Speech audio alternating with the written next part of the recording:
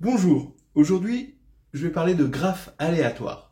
En fait, je rebondis sur l'épreuve 2 de Mine-Pont 2024 et c'est vrai que le sujet est assez goûtu. On peut évidemment reprocher au sujet d'être vraiment difficile. C'est vrai que, moi, à mon avis, il va y avoir un taux de zéro qui va rentrer dans les annales.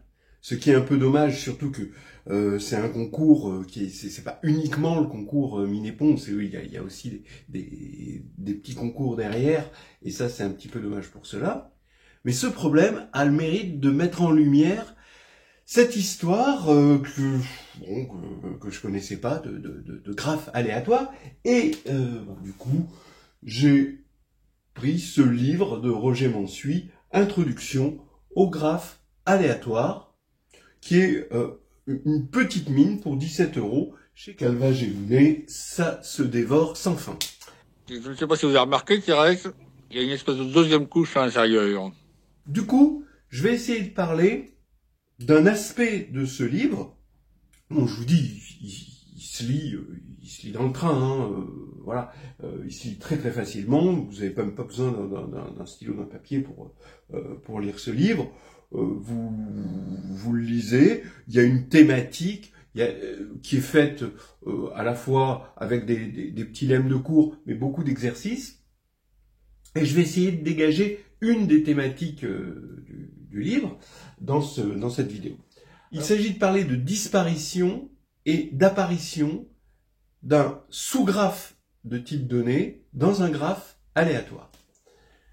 Et vous allez voir que c'est intéressant. Vous partez d'un ensemble de sommets de 1 à n, et pour nous, un graphe, c'est juste un choix d'arête parmi ces sommets.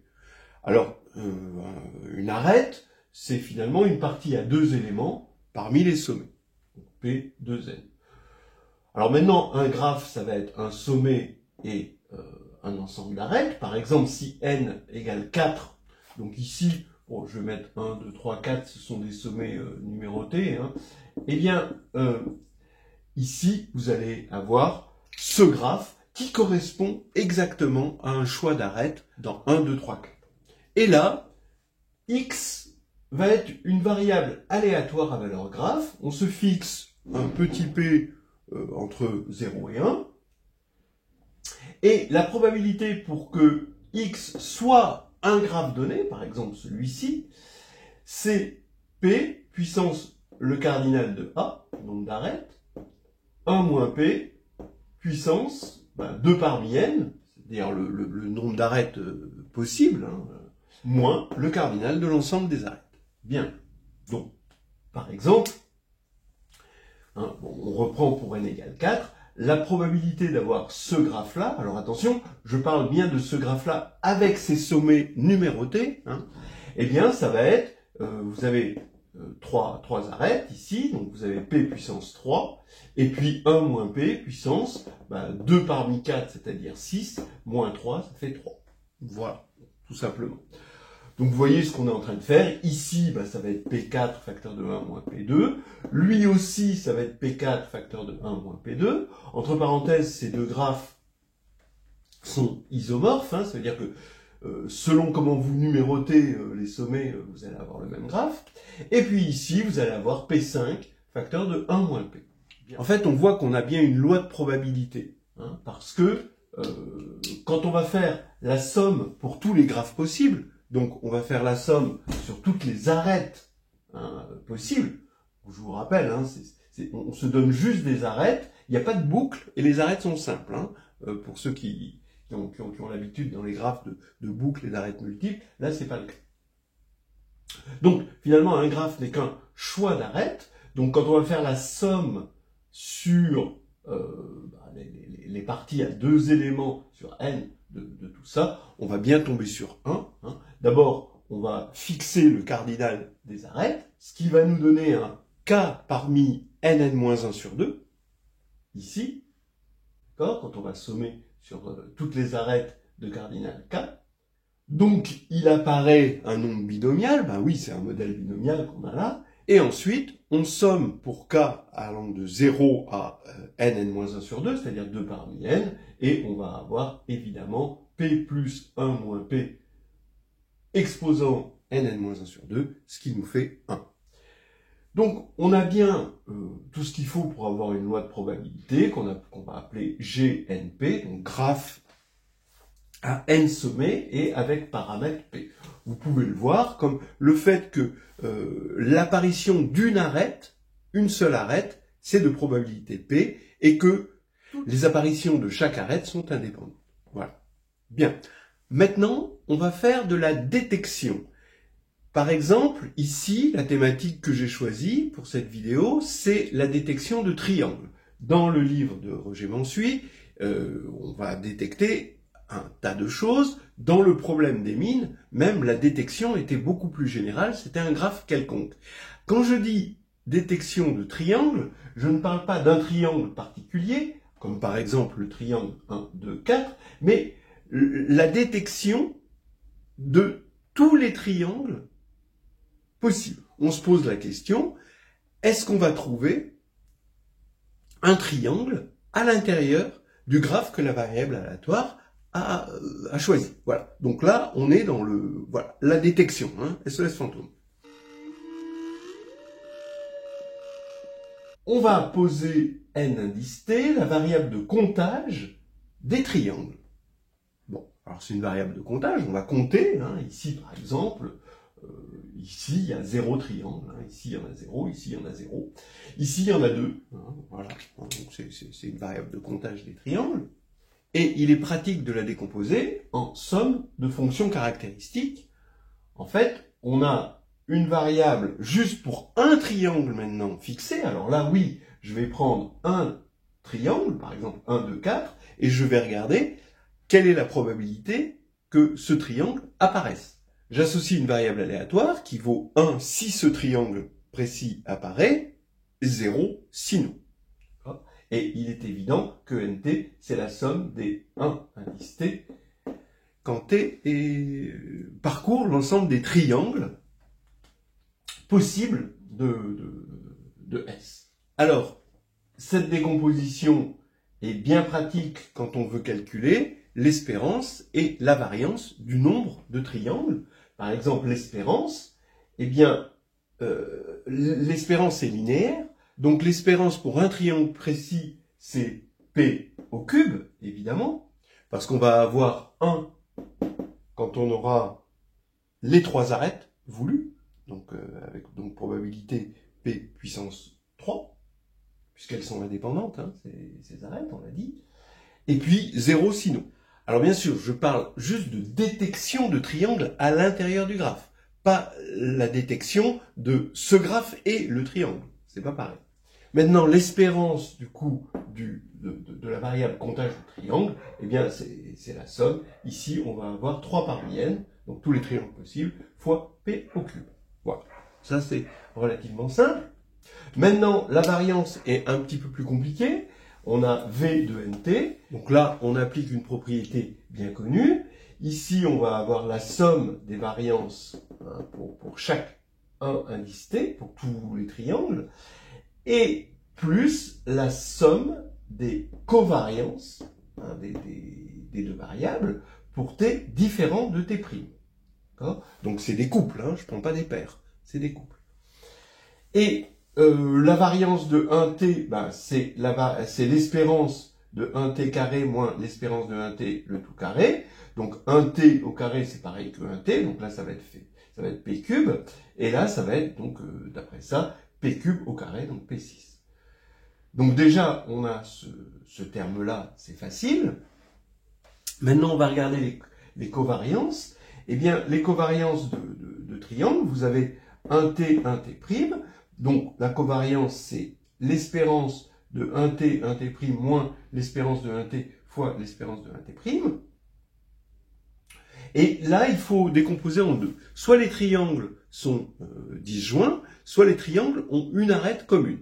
C'est la seule. S'il y a 2 arêtes communes, alors ils sont égaux et on n'est pas dans cette... s'il y a 2 arêtes communes, alors la troisième, oui, gratuitement, elle arrive. Donc les triangles seraient égaux. Donc on n'est pas dans cette situation-là. Donc il n'y a que 2 situations. Soit disjoint, soit une arête commune que j'ai dessinée là. Si c'est disjoint, bien là, vous voyez que ça c'est la fonction caractéristique de T inter T'. Donc ça veut dire qu'on a l'espérance qui vaut P puissance 6, et ici on a P3 fois P3, P puissance 6, c'est 0. C'est-à-dire qu'en fait, si on prend deux triangles disjoints, bah, le fait d'avoir l'un ou l'autre, c'est indépendant. Bien. Donc maintenant, regardons ce qui se passe quand il y a une arête commune. Eh bien, voilà, je l'ai dessiné comme ceci. Donc, le fait d'avoir à la fois T et T', eh bien, l'espérance va être de P puissance 5, bien sûr, moins, ici, P puissance 6. Voilà. Donc là, c'est évidemment, on s'en doute, non indépendant, hein, les deux triangles. Bien. Ce qui fait que maintenant, on va pouvoir sommer tout ça. V de nt, la variance. Ici, donc, il y a 3 parmi n triangles, donc 3 parmi n facteur de p cube moins p6, plus, eh bien, là, on va avoir aucun terme. Il va falloir compter le nombre de situations que l'on a comme ça, hein, parmi n sommés. Donc, je commence par chercher 4 points parmi n, voilà, pour avoir cette situation. Maintenant, je vais choisir le premier triangle. De toute façon, je cherche les couples de triangles, hein. Donc, je choisis le premier triangle, donc 3 parmi 4. Et maintenant, parmi les arêtes de ce triangle, quelle va être l'arête commune des deux triangles? Donc là, cette fois-ci, bah, c'est 1 parmi 3. C'est l'arête parmi les 3 arêtes du triangle. Fois, bien sûr, P5 moins P6. Voilà. Donc, ça nous donne une formule. Je ne vais pas plus loin dans la formule. Tout à l'heure, on y reviendra. Et maintenant, on va attaquer une thématique, c'est-à-dire de faire varier n, mais où P varie avec n. Donc, on va regarder une variable x, n, pn. Donc, on va regarder une suite de variables x, n, pn de ce type-là, où P va évoluer avec n. Et en fonction de cette évolution, on va regarder l'apparition ou la disparition de triangles, ce qui va nous faire apparaître ce qu'on appelle des fonctions de seuil. Ça, c'est une thématique riche du livre de Roger Bonsuit. Je vous le rappelle, Introduction au graphe aléatoire. Allez, on continue. Après ces petits préliminaires, ces petits calculs bon, qui nous mettent en jambes, on va rentrer dans le cœur du sujet, c'est-à-dire la détermination d'une certaine fonction de seuil pour une suite de propriétés.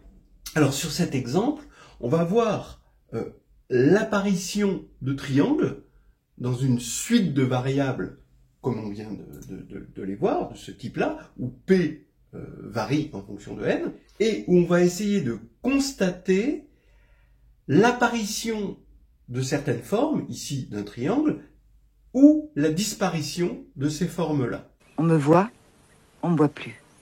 On me voit, on me voit plus, on me voit plus. Vous avouerez que c'est une jolie thématique. Bien. Alors, donc là, ici, j'ai mis les formules de tout à l'heure. Là, j'ai mis 12, parce qu'on avait 3 parmi 4 fois 1 parmi 3. Et je vais commencer par un lemme qui va permettre d'encadrer la disparition. C'est-à-dire, une variable aléatoire égale 0, comment l'encadrer? Là, ce sera, pour nous, ce sera la disparition de triangles. Hein.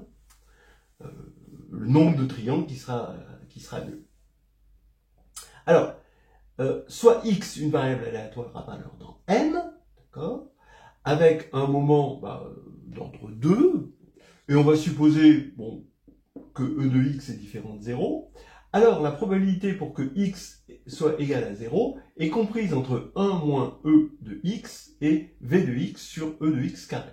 Alors donc, comme c'est la valeur dans n, hein, il n'est pas évident qu'on ait des séries qui convergent. C'est pour ça que je demande d'avoir un moment d'ordre 2 pour que la variance, elle existe bien. Alors, regardez comment on va démontrer cet encadrement qui va nous servir par la suite. Ça c'est facile, hein. L'espérance de x, c'est la somme des k p de x égale k que je décompose puisque c'est la valeur dans n. Si k égale 0, je vais avoir 0, donc ici rien du tout, plus la somme pour k strictement positif de k p de x égale k. Mais ça c'est supérieur ou égal, donc ça s'élimine. J'écris à chaque fois k supérieur ou égal à 1 ici, et je vais avoir supérieur ou égal à la somme, pour k strictement positif, de p de x égale k. Voilà. Mais ça, comme x est à valeur dans n, bah c'est 1 moins la probabilité pour que x soit égal à 0. Ce qui veut dire que l'espérance de x est supérieure ou égale à 1 moins p de x égale 0, ce qui nous donne ceci. D'accord? Cette inégalité-là. Et l'autre, c'est bien aimé de Chebyshev, si on remarque que l'événement x égale 0 est inclus dans l'événement valeur absolue de x moins e de x est supérieure ou égale à e de x. Ce qui est évident, parce que si x égale 0, ça, c'est x vaut 0 ici, et donc on a l'égalité. Donc on a en particulier le fait que c'est supérieur ou égal. Et ça, d'après bien-aimé de Chebyshev, sa probabilité, qui du coup est plus grande que la probabilité de x égale 0, eh bien, par bien-aimé de Chebyshev, la probabilité ici est inférieure ou égale à la variance de x sur l'espérance de x au carré, puisqu'ici j'ai mis l'espérance de x. Bien. Après, bien-aimé de Chebyshev se redémontre assez facilement si vous ne connaissez pas. Donc maintenant, on a bien que la probabilité ici est inférieure ici. Alors maintenant, on attaque la proposition. Donc ça veut dire que on va regarder les xn qui suivent la loi Gn Pn, Pn évolue, et on va regarder, donc du coup, l'apparition de triangles. Donc cette variable de comptage des triangles, que je vais appeler n indice petit nt, parce que maintenant ça dépend de petit n. Eh bien, si Pn est un petit taux de 1 sur n, alors la limite de la probabilité de disparition de triangle, d'accord, est égale à 1. Ça veut dire qu'il y a disparition. Si maintenant c'est 1 sur n qui est un petit taux de Pn, alors la limite de la probabilité de disparition de triangle, cette même probabilité, est égale à 0, quand n tend vers l'infini, évidemment. C'est-à-dire qu'il y a forcément des triangles qui vont apparaître. Voilà. Alors, on va dire que 1 sur n est une fonction de seuil pour la suite de propriétés d'existence de triangles dans Xn. Dans le graphe proposé par Xn. Voilà, donc vous voyez, ça ouvre une thématique de fonction de seuil, c'est-à-dire, vous voyez, si on est plus petit que cette fonction de seuil, alors il y a disparition. Si on est plus grand, infiniment plus grand, et infiniment plus petit, que cette fonction de seuil, eh bien là, il y a forcément apparition. Voilà. Et donc, c'est cette fonction de seuil qui va être une fonction de référence, en quelque sorte, à l'existence de triangles. Donc la preuve est évidente. Dire que Pn est un petit taux de 1 sur n, c'est dire que nPn tend vers 0. Et dire que 1 sur n est un petit taux de Pn, c'est dire que nPn tend vers l'infini, bien sûr. Donc, dans le premier cas, on va avoir l'espérance, on avait calculé l'espérance, ça c'est équivalent à, ça c'est n cube en équivalent sur 6, factoriel 3. Donc np, le tout au cube, là c'est pn, npn, le tout au cube sur 6. Donc dans le premier cas, comme ça tend vers 0, ça va tendre vers 0. Comme e de n, nt va tendre vers 0, et bien ici ça va tendre vers 1, d'accord, par encadrement. Donc ici, on va bien avoir 1. Et maintenant, on regarde la variance. Alors la variance, je la majore en éliminant tout ce qui est moins ici. Tac. Donc ici, je vais avoir toujours le même npn au cube sur 6. D'accord? Donc ça y est, je l'ai éliminé. Donc j'ai majoré, j'ai éliminé ça. Là, j'ai du n4 sur 24 fois 12, donc du n4 sur 2. Donc j'ai P5 ici, donc je vais avoir n Pn puissance 4 sur 2 fois Pn, à cause du 5. Voilà. Mais il faut que je divise par du nPn puissance 3 au carré. Donc puissance 6. Donc ça va être plus petit que ce qui est au dénominateur, puisque nPn tend vers l'infini. Donc, globalement, ça va tendre vers 0, et du coup, lui va tendre vers 0 aussi. Ce qui veut dire que si par exemple Pn est équivalent à 1 sur n2 ou 1 sur n log de n, bon bah, là on passe en dessous, d'accord, on est dans ce cas-là, et là il y aura disparition des triangles dans l'évolution, et si inversement, par exemple vous prenez P indice n égale log de n sur n, là on passe au-dessus, et là il y aura forcément des triangles. Voilà.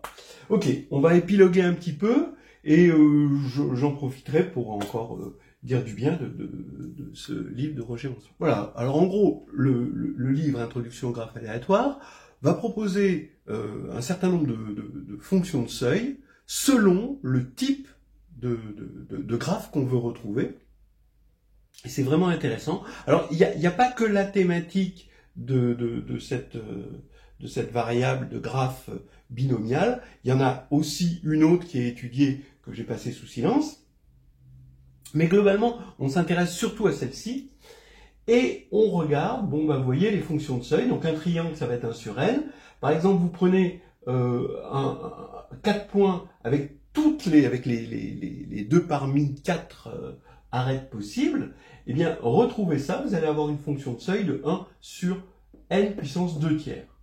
Et si, au lieu de 3 ici et de 4, on prend k points, et qu'on regarde toutes les arêtes possibles, alors la fonction de seuil d'existence, de disparition et d'apparition de ce schéma-là, de ce sous-graphe, dans le graphe aléatoire, la fonction de seuil est de 1 sur n puissance 2 sur k-1.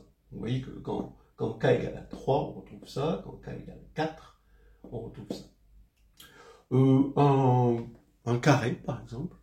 Alors un carré, ça va être du 1 sur n.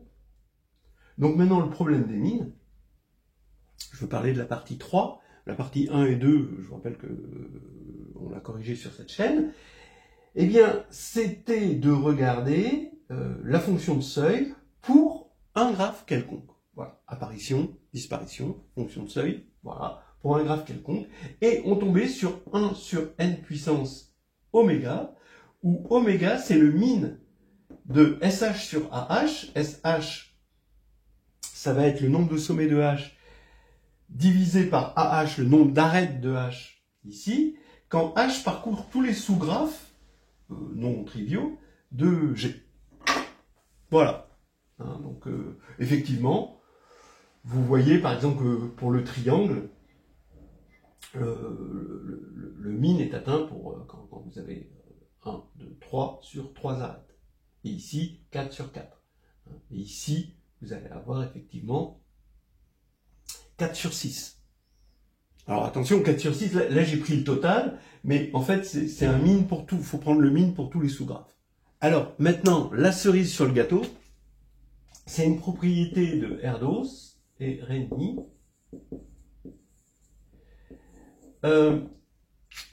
qui regarde si on va avoir dans l'évolution du graphe aléatoire connexité ou non-connexité. Et point isolé ou non, aucun point isolé. Donc, vous allez avoir des fonctions de seuil pour la connexité, d'accord ? C'est-à-dire que au-dessus de cette fonction de seuil, ce sera forcément connexe, en dessous, ce sera forcément déconnecté.